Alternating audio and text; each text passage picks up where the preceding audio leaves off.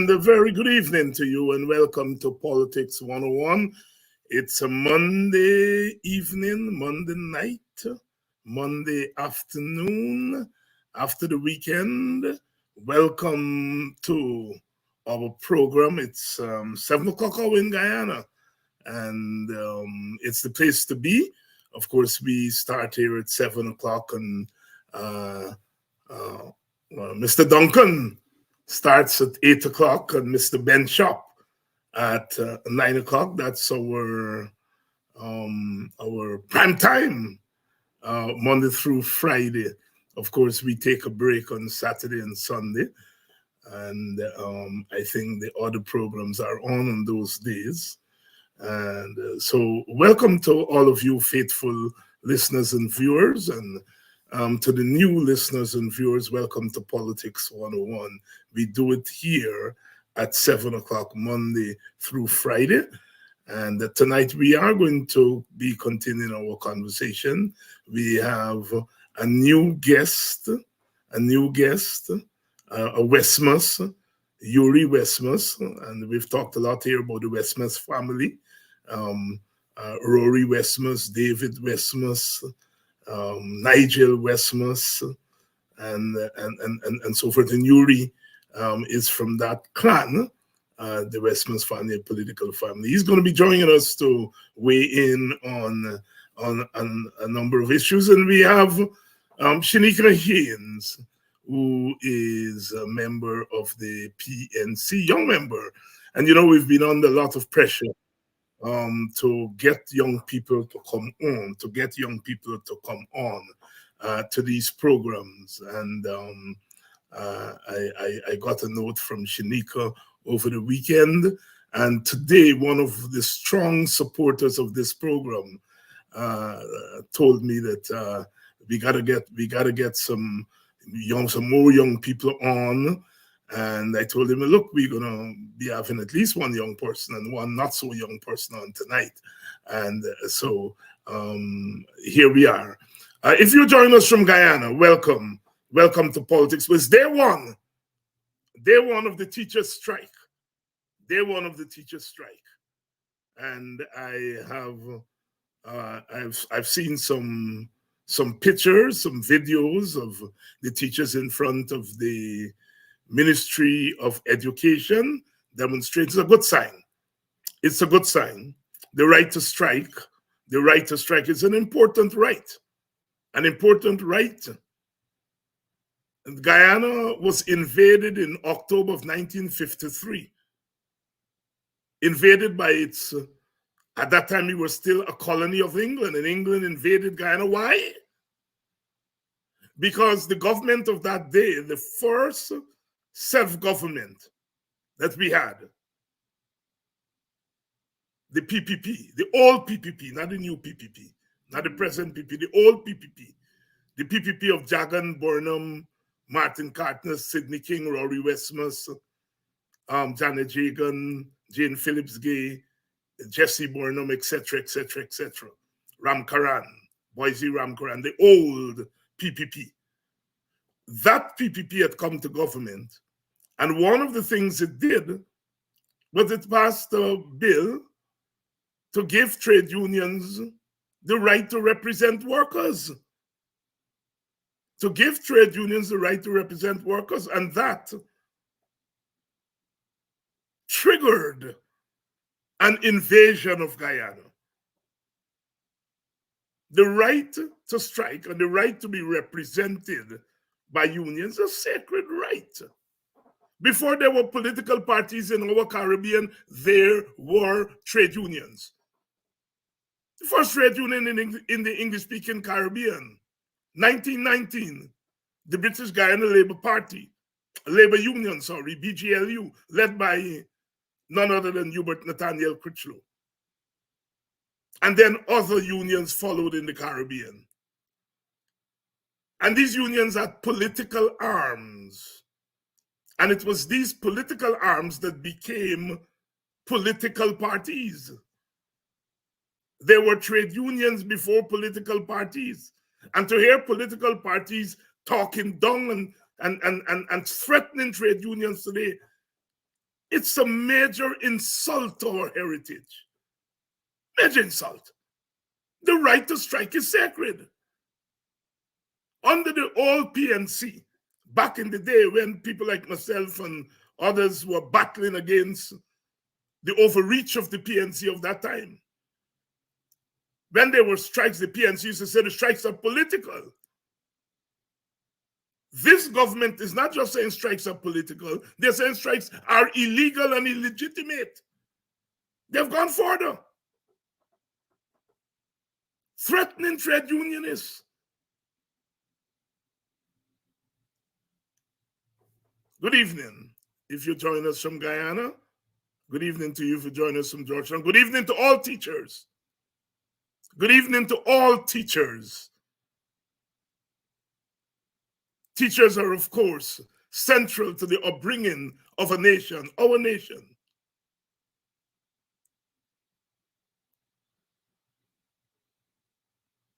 Before there were many of us, there were teachers. And to see the way teachers are being treated in Guyana today is a shame. It's a shame. As we would say in Guyanese parlance, I'm ashamed to tell you all that where I am today is teachers get me here. I don't know what my life would have been had it not been for the influence and the encouragement of my teachers. My kindergarten teachers who used to hold our hands with that pencil on the slate, hold your hand and teach you to write. I remember that well. Teacher Paulette, she's still alive. In Brooklyn, I went to see her a couple of years ago when I passed through there. She was my first teacher. And I remember that lady holding my hand with that pencil on that slate to teach me how to write. Teacher Emmy Yaw, who died a couple of years ago. Those were my first two teachers. I remember them because teachers are as important as parents. In the first place, they take me into school when I wasn't ready to go to school.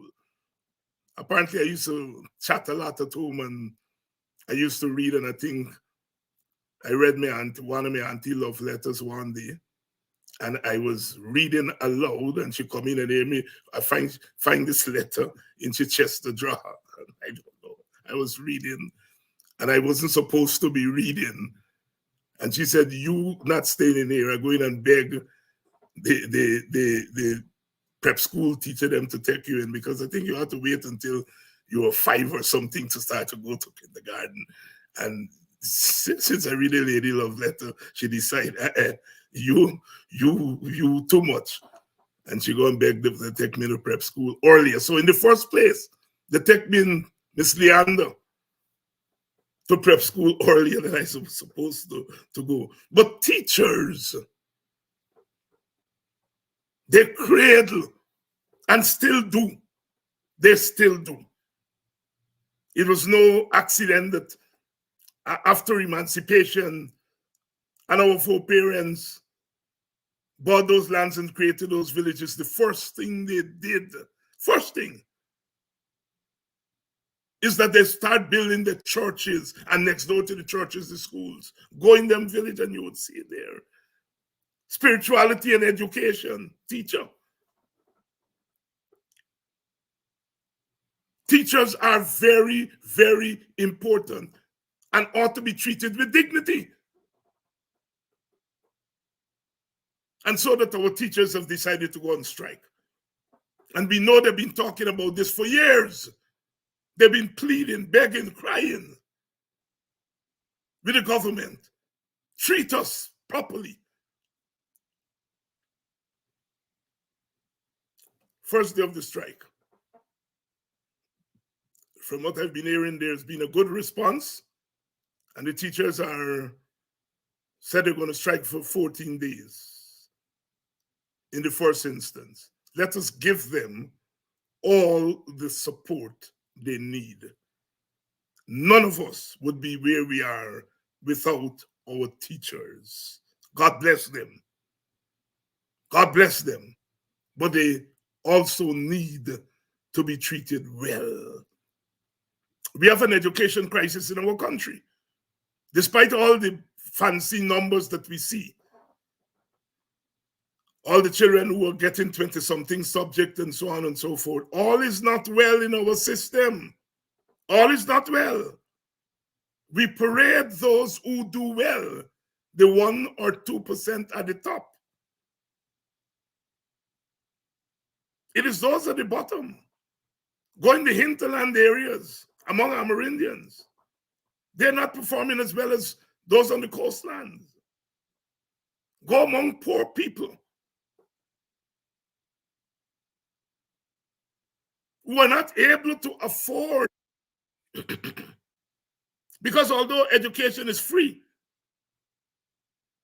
public education is free, the teachers got to buy their own story and carry in school. Parents got to contribute. Welcome to Politics 101. If you're joining us from the rest of the Caribbean, welcome. Welcome to Politics 101. Antigua, Barbuda, St. Kitts Nevis, Dominica, Grenada, Petit Martinique and Carriacou, St. Vincent and the Grenadines, Jamaica, Barbados, Trinidad and Tobago, St. Martin, the US Virgin Islands, the British Virgin Islands, wherever you are. Welcome to Politics 101. The Bahamas. Lots of our teachers are there. They would like to come home and teach. They would like to come home and teach. Those of you who are joining us from North America, welcome. Welcome. Brooklyn, Queens, the Bronx, upstate New York, downstate New York.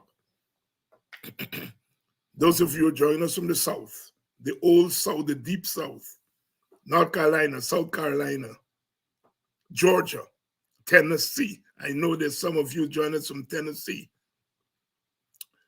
Texas, Arizona, California, and of course those of you in the Midwest, Ohio and Chicago. Welcome to Politics 101, and not forgetting our troopers, those in Europe, especially in England. It's nighttime there, night, 11 o'clock. And you people are still on, and you're all doing 11 to 12 with me, 12 to 1 with Mr. Duncan, 1 to 2 with Mr. Benshop. How you all do it, God in heaven know. You all have to be real patriots. Give thanks. Welcome to Politics 101. And I'm not forgetting those of you in Paramaribo and Guyana. Old timers like me don't say Suriname and French Guyana. It's Paramaribo and Guyana. Welcome to Politics 101. We're ready to roll tonight to begin to talk, continue to talk about our situation. It's the month in Belize. I keep forgetting, one of my favorite places. I haven't been to Belize in a couple of years, but it's one of my favorite places. Special people there. Special people, the Garfunas. You know, the Amerindians and Africans cohabited back then, and the British determined that they couldn't take the breed, the mixture of Amerindians and Africans, and they take them and put them on boats and set them adrift in the Caribbean Sea. And they landed on the coast of Central America. So there's some of them in Costa Rica, some in Honduras. The majority of them in Belize, they're called Garafunas. In colloquial language, they call them Black Caribs. Black Caribs. Garafunas. Good evening to you if you're joining us from Belize. Good evening. Someone is joining us from Scotland. Good evening. And somebody is joining us from Connecticut. Good evening. Welcome to Politics 101. Very diverse audience here tonight. The first day of the teachers' strike. Welcome to Politics 101. Let me bring my guests in because I think they're ready to go. Yes, it's about that time. Let's. Yuri Westmaas. Good evening, my brother. Good evening. Thank you for having me on the show. And thank you. You're making your debut. Yes, thank you. Your debut. Yeah. Make your debut. Debut. And Shaneika, my sister, welcome to Politics 101. Again, thanks for reaching out to me over the weekend and nudging me in this direction. Of course, you know, you're close and dear to my heart. You know, I like young people taking up this thing and running with it and so forth. So you're always special to me. Welcome again to Politics 101. Thank you, Dr. Haynes. Always a privilege. Thank you. Let's start, Yuri and Shaneika, the strike today. The strike that started today, teachers' strike. Nobody should be celebrating a strike. Nobody should. So we're not celebrating a strike. But I want to get from you all some thoughts on what is the significance of that strike? That teachers in this day and age, in this time of plenty, and in this time when money sharing around, teachers have to go on strike. Yuri, I'll start with you. Okay, so I can start where I started with good teachers. I'm here today because of my teacher, my Spanish teacher, Mrs. Williams, Christchurch Secondary. And these were hardworking teachers. Mr. Pearson taught French. But the whole thing about it is that I was growing up in 1992, and after the PPP came into office, you thought that there would have been a change for the better, collective bargaining, stuff like that. But from what I'm seeing today, it's a shame. It's despicable. I think that there's no civil discourse anymore. There's all back and forth and argument and what. And I see the Minister of Education now rushing to remedy the situation at the last minute. And in 2018, she was the one arguing for the teachers, and now she's taking the opposite stance. It's dictatorship at its maximum. That's all I can say. Dictatorship at its maximum. Yuri Westmaas here. Yuri, of course, is a member of that famous political family in Guyana. The old timers would remember Rory Westmaas, who was among the founding fathers and mothers of our nationalist movement, the original PPP. His father, David Westmaas, was a personal assistant to Dr. Cherry Jagan, and of course his brother, Nigel Westmaas, got his start there in the PPP, but came over to the WPA, and is what we may call my grow match. Nigel and I used to hang out together. We used to, in those days, hard guava days, you know, we used to butter fry rice in two.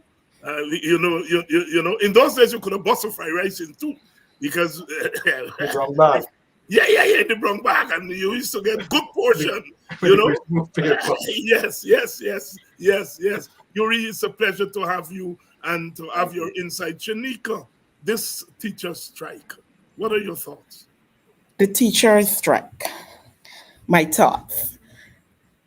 It is very sad that at this time, at this stage where the government continuously boasts, and particularly after our largest budget ever, $1.146 trillion was allocated for this year, that our teachers have to feel the need to go to the streets or to lock up the schools to be able to be heard. Now, the thing is, we have a situation where, the government would have, like Yuri just indicated in 2018. I posted her post actually today on my page, and she basically said, she wished that they wouldn't have had this strike during this period. And, she thought that the government would have acted sensible and reasonable to give the teachers more or what they deserve. This was the words of the current Minister of Government, the Minister of Education sitting there right now. This was her words in 2018 when teachers were dissatisfied with what they were getting.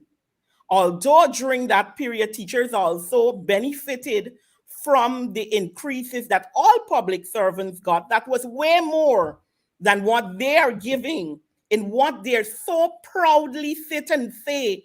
We have the fastest growing economy.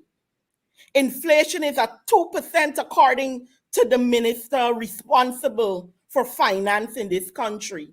And they are sitting there telling teachers and public servants that they cannot do better. This is what they're doing, telling us at this stage that they can't do better. And it is disheartening to just imagine that over the weekend, instead of trying to bargain and focus and maybe see if they can come up with something, the government and the ministry spent the weekend contacting teachers all over the country to beg them to tell lies to the population, beg them to make videos, and they spend that time just putting out lots of propaganda on their page. And I rather suspect spending money to do so rather than deciding to put that money into the teacher's hand. And there is something else that we must take into perspective as we talk about this now, that is more recent. When they passed the budget last Friday, they also decided to rectify the NRF bill, where what they're basically doing is now giving themselves permission to take out what I will call all of the money from what we should be putting up as well to save. That will affect not just us here now, but literally this will affect my children and their children. Literally, because of what they're doing and the borrowing, every household also has on average a $15 million debt on their head now. Shaneika, I want you to zero in a little bit here because you mentioned your children. You're a young mother, a mother of young children. And Correct. so, and I know that you take an interest in what's happening in the schools with your children. Tell us as a parent, the challenges that you have observed that teachers have in doing their jobs. Listen, the challenges are extreme and it's great because, listen, you have in secondary schools, we have the video as well that is circulating where the minister literally or basically said to teachers that this grant that we're giving to you, which is allocated per child for the class for supplies, whether it's chalk, anything that is needed for the classroom per child. And the government is handing out this grant where teachers have to provide receipts for every single thing that is purchased. But the minister still stands in front of the media and says to them that we know the teacher isn't going to spend all that money, so they have that to put in their pocket. In essence, you're telling the nation that the teachers thief in the money that you give them for the children. That level of disrespect coming from the Minister of Education, talking about a disbursement that is given for each child in a class. I can tell you in my daughter, my eldest daughter, goes to a very prominent secondary school. And in that school, which you would assume you should have all the things that are necessary, they constantly have to ask for donations for things like a sick bay, a bed, chalk, all these other things that a school is required to have. They have a lab that the majority of the computers in this lab is not working. So your children still have to find a computer to come in to do what is necessary. And this is considered a top school. So I can only imagine what is happening with teachers and parents having to deal with whatever else the teachers ask for at the regular schools, the junior schools. Because if this is the schools that they call the you know, their best, and they're treated like that, you have issues, teachers having to go to UG, etc. Some of those classes are still left unattended. Teachers, especially in the primary sector, generally, this grant that they're giving, we hope that it really helps them to give an ease in terms of the materials they buy. But as long as I know, teachers have been buying out of their own pocket to make aids. And not only that, because of the state of our economy, some teachers have to spend their own money to buy lunch for their students. Because they see the need, and they wouldn't sit there back and look at, their children in their class punished. So it's not only the school supplies that teachers sometimes put their hand in their pocket to get, but simple things like that. Sometimes you got children coming to school that don't even have a proper bag. The parents can't afford to buy it. And here you'll hear them talk about, oh, well, they're giving this $40,000 or $45,000 grant that they give once a year, which must be emphasized, once a year, although we have 3 school terms, to the parent to supply these needs. And in many cases, just transportation, and that money is completed. We haven't talked about books and how they eat every day and all of that. Oh, they eat every day. Shaneika Haynes here, a young member of the People's National Congress. Tonight, I rather suspect on our capacity as a mother of children who are in our school system. And she has been giving us our perspective there. I come back to you, Yuri Westmaas. Yuri, you contacted me and you thought that we should dig a little bit deep into the human element surrounding Shamar Joseph, who's now, his name is on the tip of the tongues of not only Guyanese, but people across our region and across the world. And we noticed the government attempting to own him and all of that. But we know better than that. We see a young man who has performed a great feat that, in a sense, has lifted the spirits of his country and his region and the world. That what he did went beyond the boundary, to quote C.L.R. James. But often when we see a Shamar Joseph, we don't see what goes into the making of Shamar, what goes into the making of the Shamar Joseph. Who nurtured him? He's now 24 years old. He didn't drop from a coconut tree, as we would say, And so I want you to talk a little bit about that aspect of when we see the Shamar Josephs of this world. What is it that goes into the making of them that is not always seen with the naked eye? Parenting and discipline. And instilling a sense of decency, which my parents did. My father, for example, when I was growing up, we could not sit at the kitchen table without a shirt. It was forbidden to sit without a shirt. You cannot put your elbows on the dining table. It's considered flying. You did not take more food than was necessary. If you wanted more, you went back for a second helping. But there was no gorging yourself or piling your plate. There was, he always said, oh, and another thing he didn't like was the sound of the water running in the kitchen. He said there are children in Africa who don't have water right now. Turn off the tap. But I guess I'm emphasizing here that he didn't believe in beating children, first of all. He believed in a quiet discipline that he instilled in us.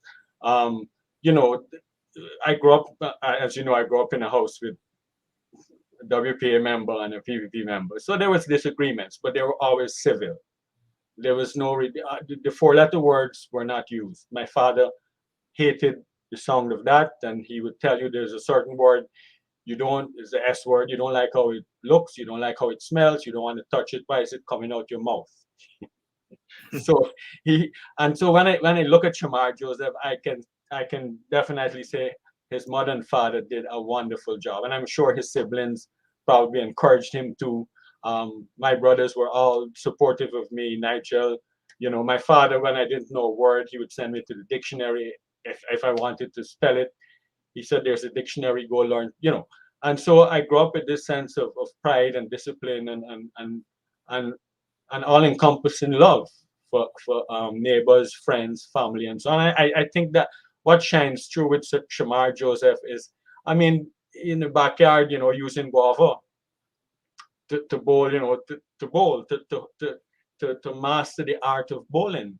Um, we did that when we were small. We didn't have, you know, fancy toys and that kind of thing. We played cricket in the yard, as you know, cricket in the house.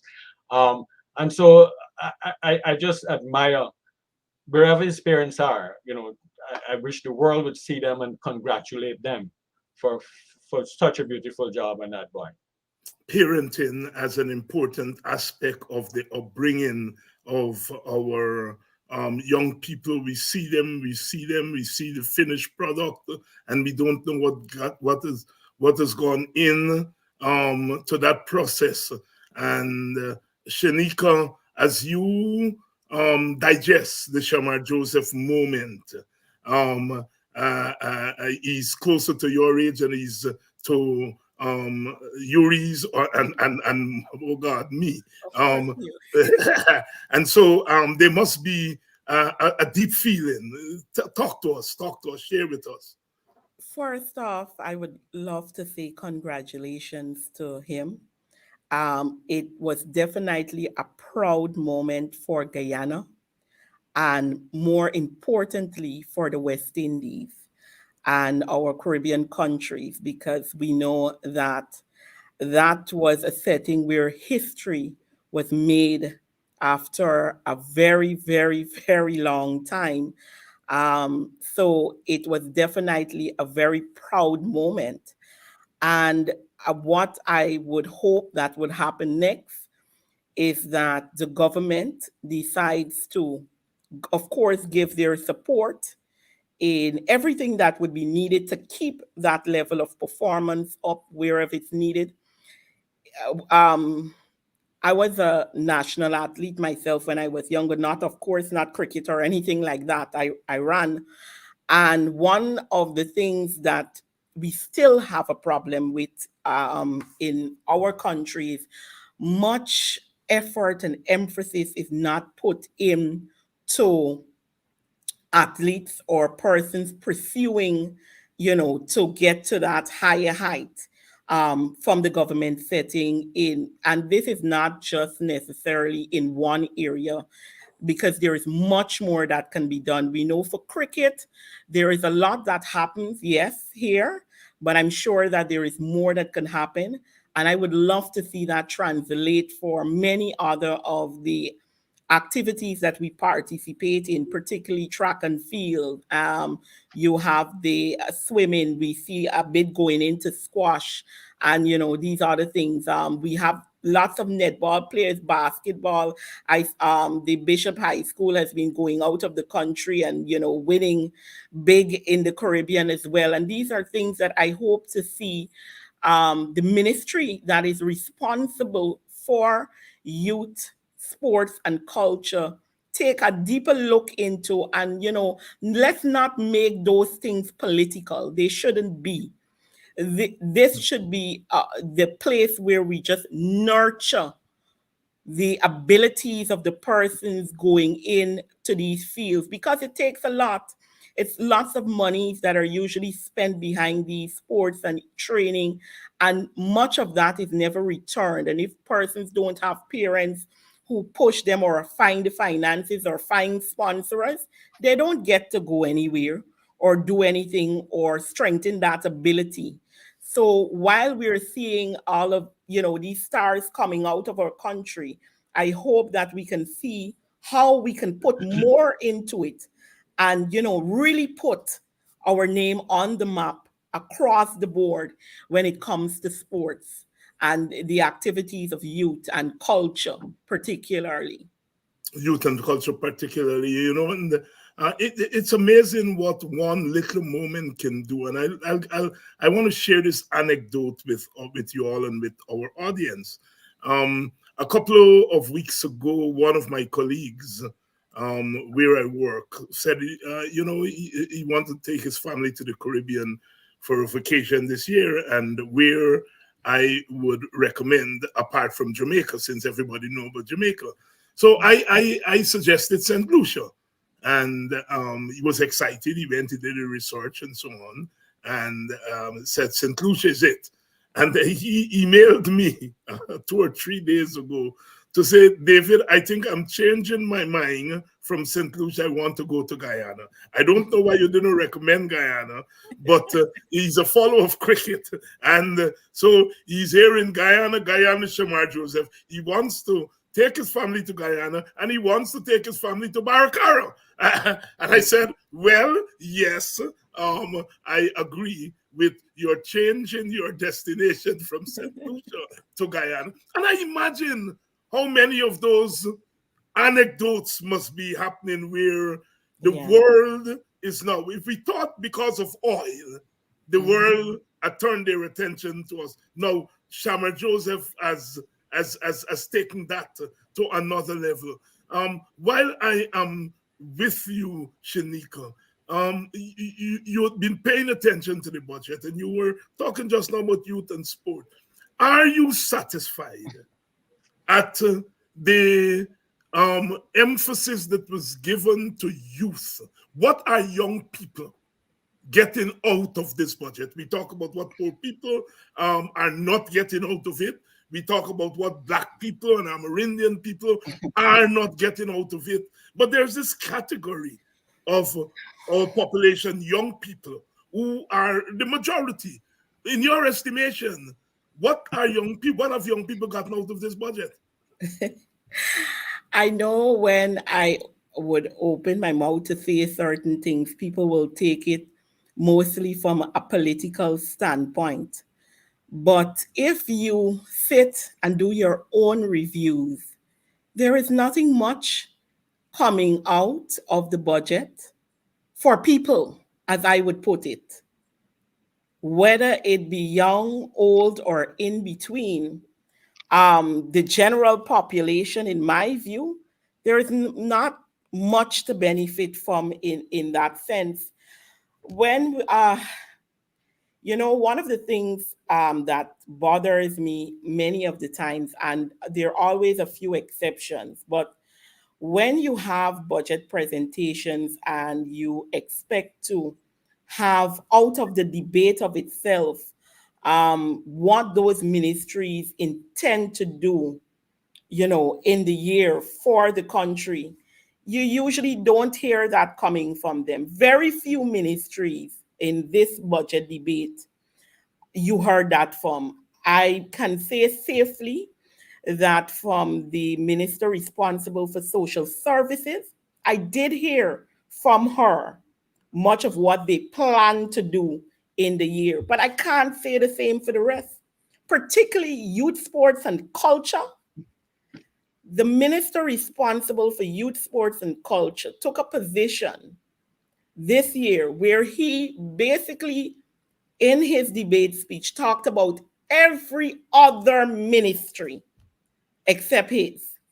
We can go to the recording and you will see in his last 5 minutes, he probably spent 3 minutes to tell us anything about what he plans to do in that sector for this year. And when he was being asked questions in the estimates to explain some of these projects, we got lots of political statements going around.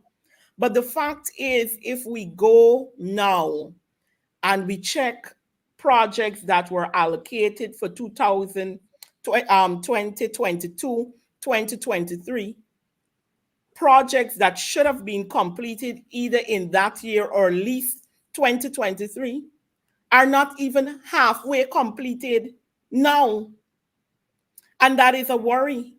We would have hoped and we would have heard that they were undertaking this massive program to fix up the grounds around communities to ensure that persons are there, their young people are able to play sports, etc.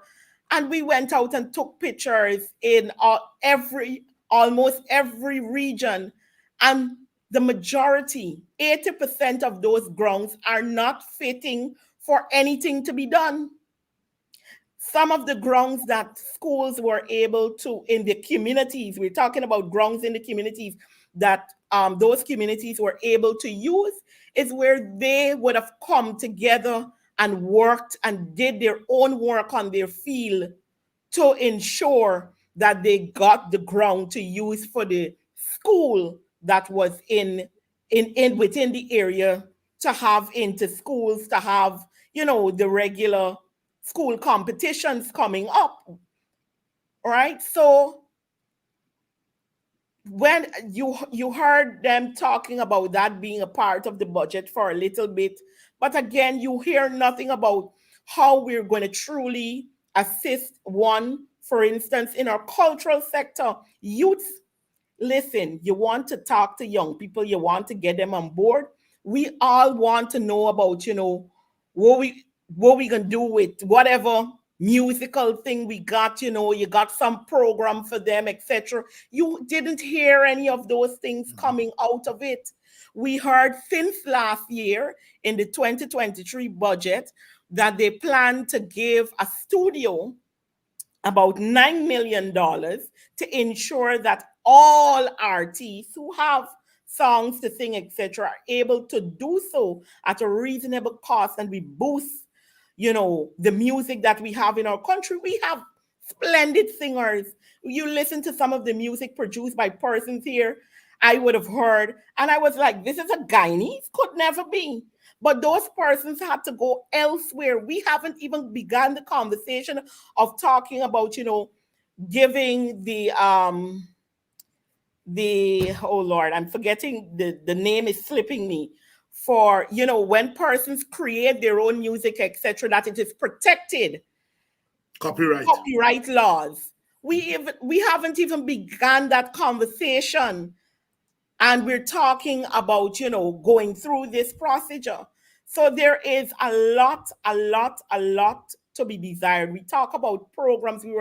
Even when you go to other ministries, there were programs that helped in terms of night schools, etc., that helped young people who had very unfortunate issues, maybe that would have occurred, that caused them to step out of school. But, you know, they have the willpower, they want to get back in, they want to be able to write exams, etc. A lot of those schools were closed.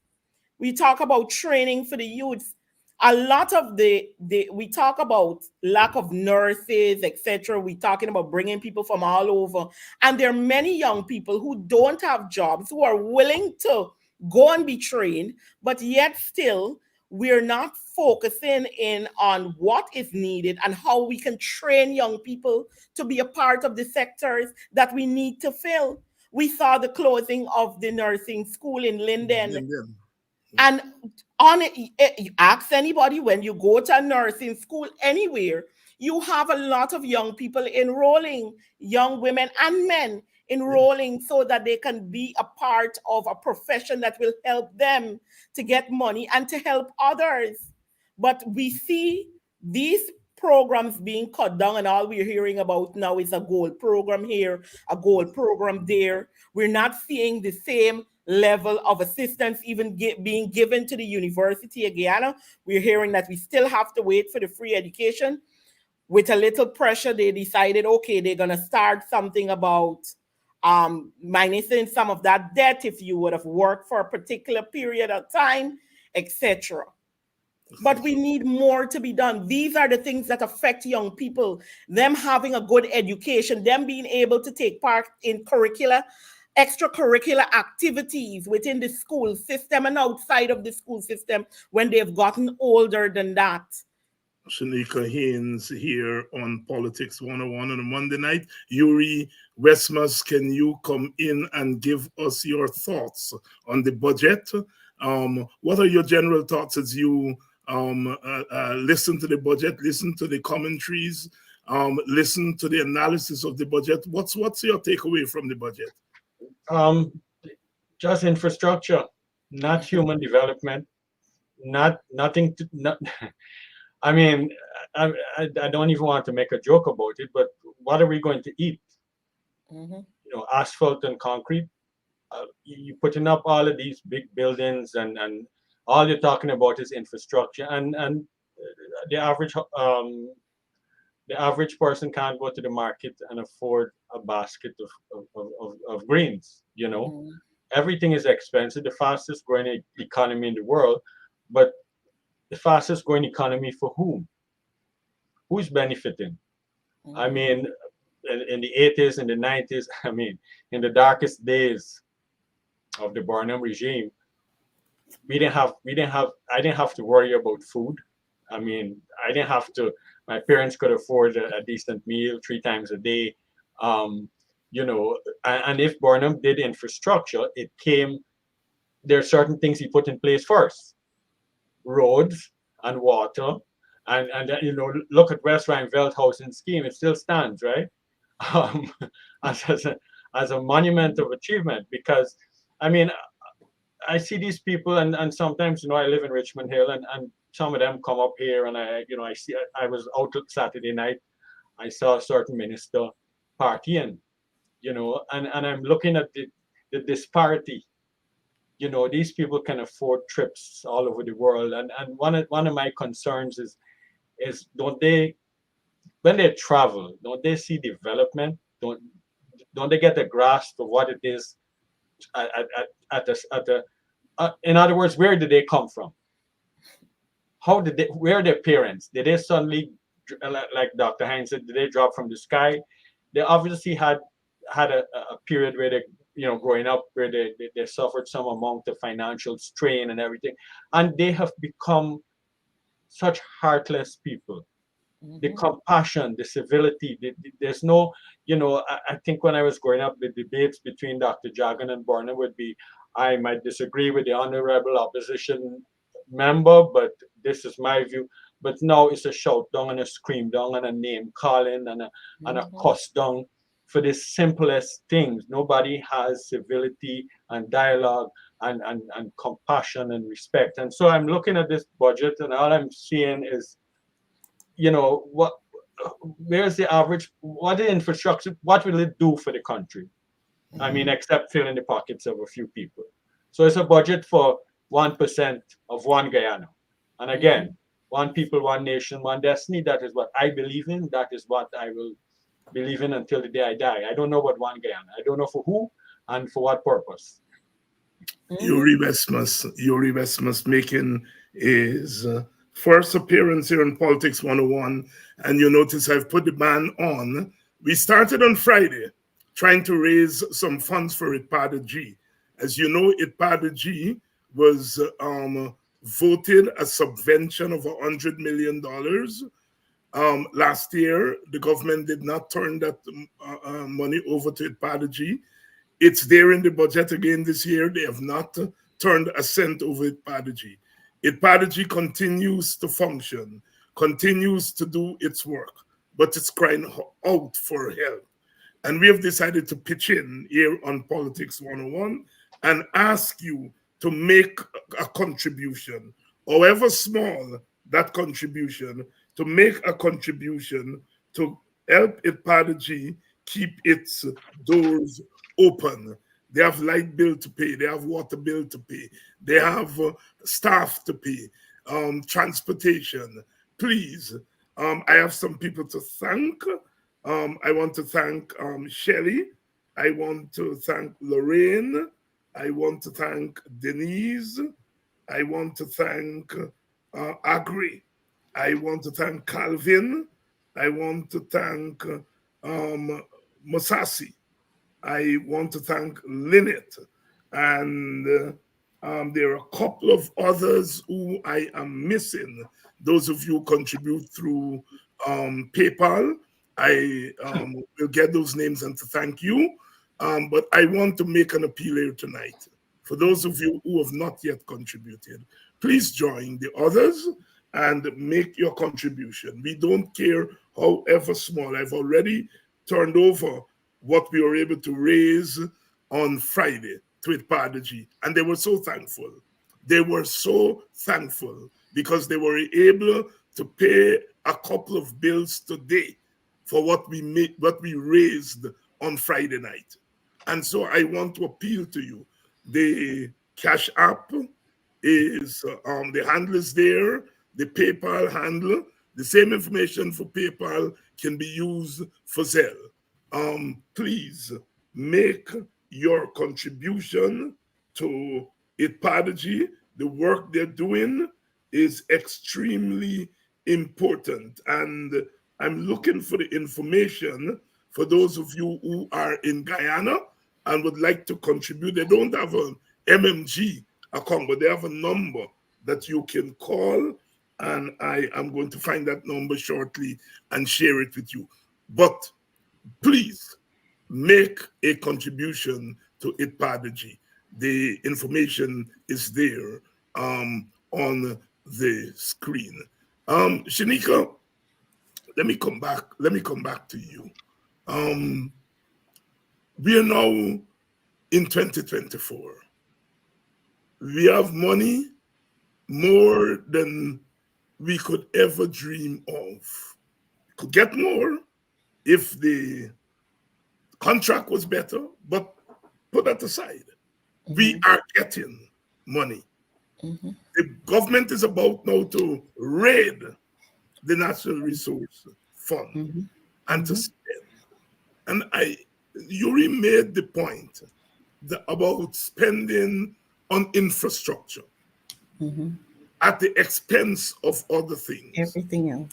And I want to get your thoughts, because I don't want to get the impression that we are saying here spending on infrastructure is a bad thing. But we are saying, one, there are other important areas to spend on. Mm-hmm. But we're asking the question, why the overemphasis on infrastructure? Is there something behind that? You and I know. You and I know. And I think all Guyanese at this time knows why the majority of the budget keeps going to infrastructure. And it is sick and it is sad. And with this new move that they took on Friday evening to adjust how they take money out of the NRF, I hope that every single Guyanese, young, old, in between, is looking on, because this has very, very, very serious implications for this country at large. You know, young people, and generally a lot of people have this thing, you know, they like to say, man, I don't like to get in politics and I don't want to be a part of it and what's not. What I want to remind young people and anybody who is listening, every single day that you live in any country, the politics of that country affects you every single day of your life, and that of your children and their children. And if at any other time there was an example to show, it is now. Because we're talking about this big money. We're seeing all this money going into infrastructure. And literally, many families who would have considered themselves middle class families in this country are finding it hard to survive. They're finding it very hard to pay their rent. They're finding it hard to go in the market and buy anything, the very basic of things. So it is definitely affecting us in every single way as we sit or whatever you're doing right now. It is affecting all of us. And you know what? It stretches beyond that, because when families here as well are affected and they have to call another family member and beg them, it is also affecting them. Yes. While we have a government that is sitting every day and telling us, oh, Guyana is so lovely, it's so beautiful, everybody come, everybody come. But the people of the country are starving. The people of the country find it hard to go to work because they got to find that transportation money that keeps increasing while we're talking about infrastructure. And, you know, in the grand plans of things, if we want to be, you know, talk about infrastructure, when you put proper infrastructure in a country, it should then help to lessen the burden of certain things. Maybe the taxi driver don't have to buy as much parts for his vehicle, etc. And we should see that, you know, trickling down to the fare being better. But just 3 years ago, charge drop was around $300-400. It is now 800 Guyana dollars for a charge drop. Are you serious? Man, you need to come home. I have not been home. As you all know, I partly live there. So I have not been home in 4 months. You mean in 4 months, shall drop gone? It's 8. Listen to me. I went to the bank recently in lovely Hills because I was dropped off, and I went into the bank and I did my business. This is the bank on Camp and Rob Street. And I wanted to go to Ashoria, which is on Church and by the cathedral area there. Yes. Right? Street. And I asked the taxi driver, what's the cost to take me over to Ashoria? He said to me, $800. I said, you got to be kidding me. I said, I will not pay you anything more than $500. He said, Auntie, I can't take that. The most I can drop it to is $700. I said, sweetheart, well, I will walk. So I walked my way down Rob Street and got to where I was going. Now, while all this lovely talk is being put out there and the ministry, they're putting out all these different things that they're telling us, we are not seeing it as a people in our country. This same government who boasts when we had not a dime of oil money, the very president that we have now, while he was Minister of Housing, went on in his usual ranting, the way you hear him carrying on and people every day as he goes out to these outreaches. And he went on the same way in Parliament and said the teachers deserve better, the police deserve better, and the public servants deserve better. And we heard the vice president, the now vice president, then opposition leader, saying to persons before they voted that they will give a 50% increase to public servants. And then we had a minister who is now Minister of Local Government then telling us, oh, that was a Photoshop. While everybody who walked around saw those posters loud and proud all about the town with the flags of 50% increase and free university education. And here we are in 2024, 1 year maybe to elections, and we haven't seen anything close to it in this time. And they are receiving billions of dollars in oil revenues, and much of which they did not even expect to have during this period. Because when we had the war in Ukraine that is happening, oil prices went up.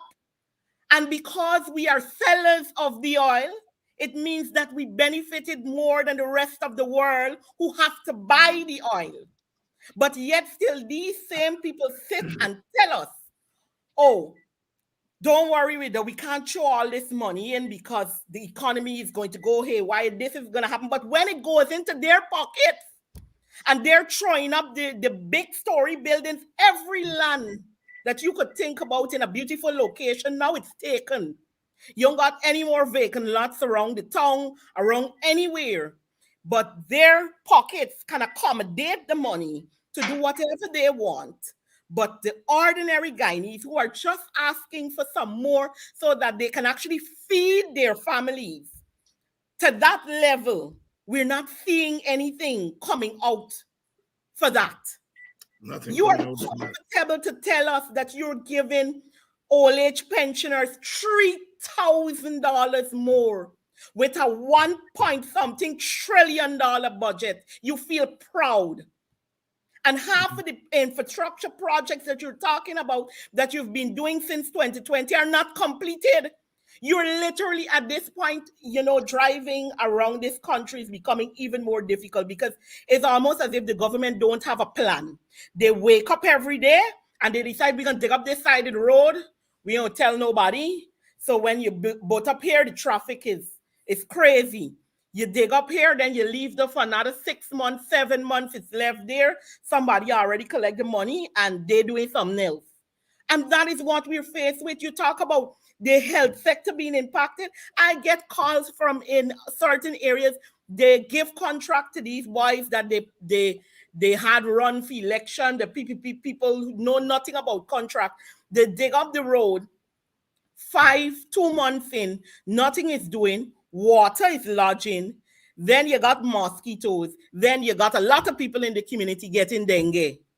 And then the hospitals again are overridden. We got the same problems with the drugs. And it is just creating a cycle of things that are happening. While we're boasting of all this money, nothing is being done properly. Nothing.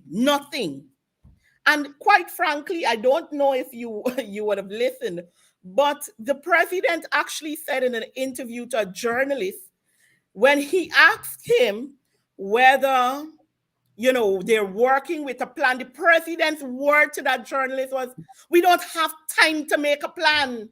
He gets up and as they go along, they write. The president of this country told an international journalist that he doesn't have time to write a plan. So this is why we're experiencing all of the things that we're experiencing. And something has to be done now. And I'm happy that the teachers are taking a stand. And I wish that everybody else would follow, because we're going to be in some serious trouble in mere months at the rate the government is going. At the rate the government is going, I would like to thank Rosemond. I would like to thank Samuel for their contributions to IPADG. Yuri, would you like to join your voice in encouraging our viewers to contribute to IPADG, the work that they're doing? Over to you. Yes. I mean, again, comes back to the taking away of what is rightfully ours by this administration. The level of disrespect for the average Guyanese people goes beyond the pale. So in terms of IPADG, I know that they're doing, that was a grant, right? And who in their right mind would take away something that is rightfully belongs to the people of Guyana, except Bar Jagdeo. So I would encourage anybody who can, any small donation, medium size, large donation, to contribute to the work of IPADG in empowering African Guyanese people. Shaneika? We have to do something. And quite frankly, I really feel it needs to be now. It really needs to be now, because I am afraid of what will happen if we continue to sit and we continue to take it. And I can only plead with young persons like myself, with all Guyanese, near and afar, that we do what we must. We must We must stand up for what is right. We must call it out. And when need be, we stand with our brothers and sisters when they're out there and they're doing the things that we should be doing. And then when the time comes for us to make a decision that will affect us and our future and the future of our children, that we make the right decision. Because if not now, I don't know what we will have to talk about or to do anything with at the rate we're going. We see this issue of epidemiology. We're seeing so many things happening. You talk, we have the in the same breath, you're having places who don't have this level of scrutiny and entitlement, but they're having $1 billion and $500 million. You saw the men on a mission. There is no accountability, nothing happening there, but nobody cares about that. They just give them that money. But when you come to places like Ipadichi that have been around for years, these are organizations that have the systems for accountability, checks and balances, not just here, but overseas as well with the UN, etc. No, we don't want to give you money, but we'll give the flight by night thing that I came up with, and I decide that I am going to use that money. Look, give them 500 million one time. No accountability. Shaneika Haynes and Yuri Westmaas making the pitch to help Ipadaji. Please go to the Cash App and the PayPal and please make your contribution so that we'll be able to pass something on to Ipadaji tomorrow. We've already passed on our Friday takings. They were able to pay some bills today. Hopefully we can help them to pay some bills tomorrow if you go and make your contribution to Ipadaji. Please put Ipadaji in your message so that we know it is for Ipadaji. And we are going to pass your information on to Ipadaji. I don't know how they can be able to thank you personally, that they want to do so. So those of you who have made your contribution, if you have like an email address or something, you can inbox me, send that to me so I can get it to Ipadaji so they can thank you personally. But I am thanking those of you who have made your contributions. I see a couple of contributions have come in already today. I want to thank you on behalf of Ipadaji for coming out. And I want to thank all of you who've been supporting this program and supporting all programs like this, because we need that support. Some of you are here every day. Every single day, I see the names. I see you're on every day, and we are eternally grateful. Two of the supporters of the program are on here tonight, Yuri Westmaas and Shaneika Haynes. Shaneika, you have a program that you do every Friday. Talk to us, tell us the details. Time, where you can, they can get the program, etc. Shaneika, you're muted. Sorry about that. Yes. Every Friday, 12:30 to 1:30. It's called Facing the Nation. You can, for persons living here, you can catch it on Channel 6. And of course, all our social media platforms, the People's National Congress Reform page on Facebook, the APNUFC page on Facebook, the People's National Congress Reform on YouTube. You will be able to get them there. And I am looking at my audience here tonight, and more than half of our audience is on YouTube. I remember when we started these programs, the majority used to be on Facebook. Now YouTube, lots of people are looking. More than half of our over 1,100 people tonight. 1,100 people tonight live. More than half, it's on YouTube. A big shout out to those of you on YouTube. Yuri, your final thoughts, my brother. Like I said, I grew up in an era of political infighting and everything, but I've never seen such incivility in politics in my life. I have never seen, I don't think Dr. Jagan or Forbes Burnham would have someone refer to, someone call someone else a low life a person might have been ejected from the party Especially a immediately, woman. especially a woman, would have been ejected from the party immediately without, and then other acts of, in parliament, using words, referring to it. The Speaker of the House, obviously, is not impartial. I mean, it's sad that he cannot reprimand that man immediately when he spoke. That is not the member. You need to step out of the chambers right away. Just out.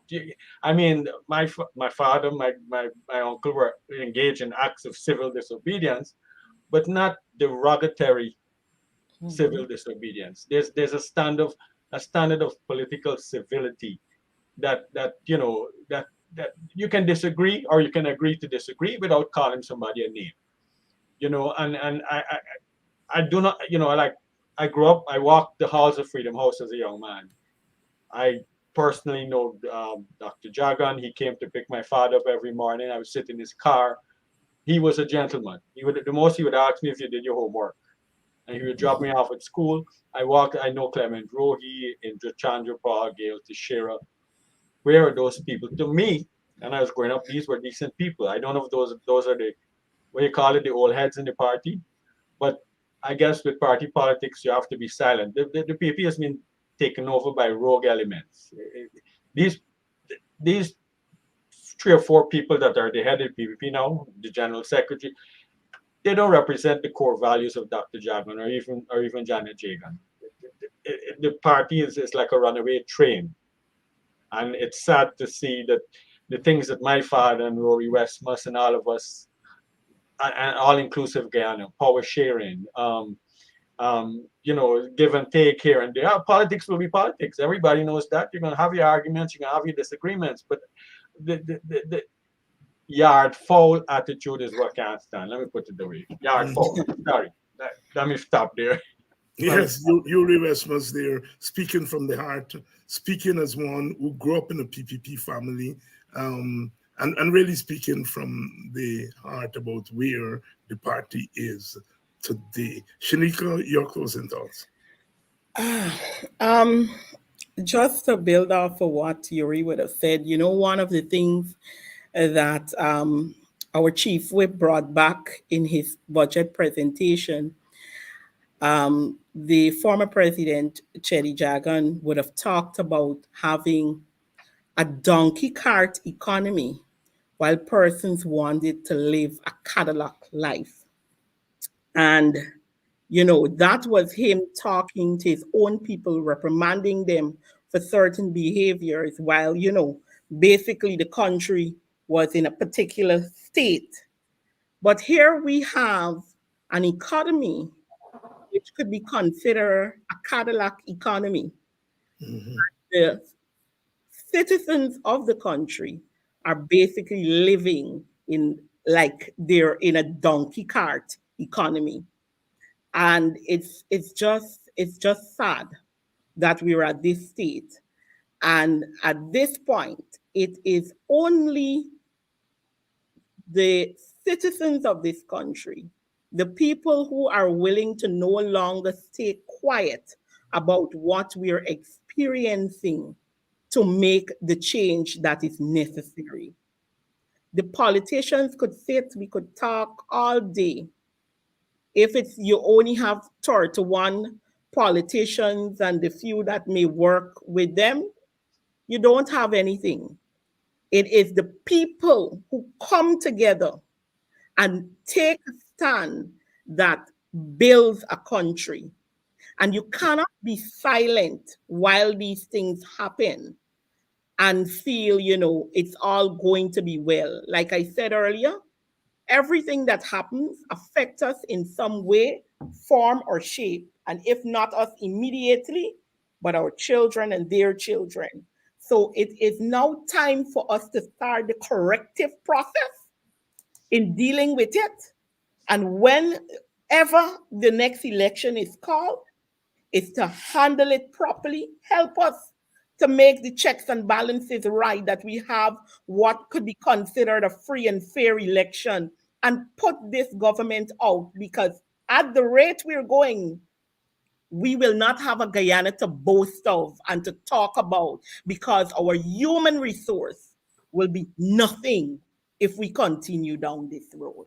Shaneika Haynes, eloquent as ever, young woman, member of the PNC. Yuri Westmaas, not as young as Shaneika, but still a young man, coming on for the first time to Politics 101. Thank you all so much for sharing your thoughts. And don't be strangers. Shaneika, when you notice that I am being a stranger, you know what to do.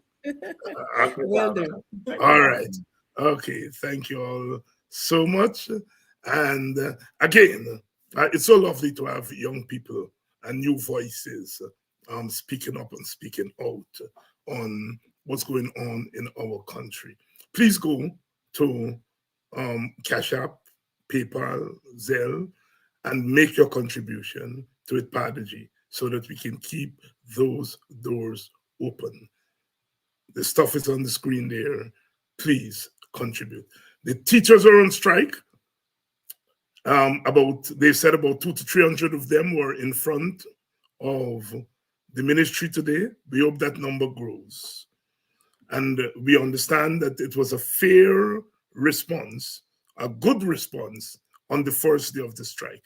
It's a strike. It can only get better. Let us encourage them. They're targeting Coretta McDonald, and we have to protect that sister. We have to protect her with our voices, with all the support that we can give. Because when the teachers win, our children win. And when our children win, our country wins. Make your contribution to ITPADG so that I can have something to turn over to them tomorrow for them to go pay some bill or the other. Those of you who contributed on Friday, eternally grateful. Some of you have already sent in your contribution. I'm looking at some of them here. Excuse me. We are grateful. See you all tomorrow. Tomorrow night, Dr. Henry Jeffrey is going to be here tomorrow night. It's Tuesday night, and he's going to be here. And we have quite a lineup this week, but tomorrow night, it's Henry Jeffrey who is on.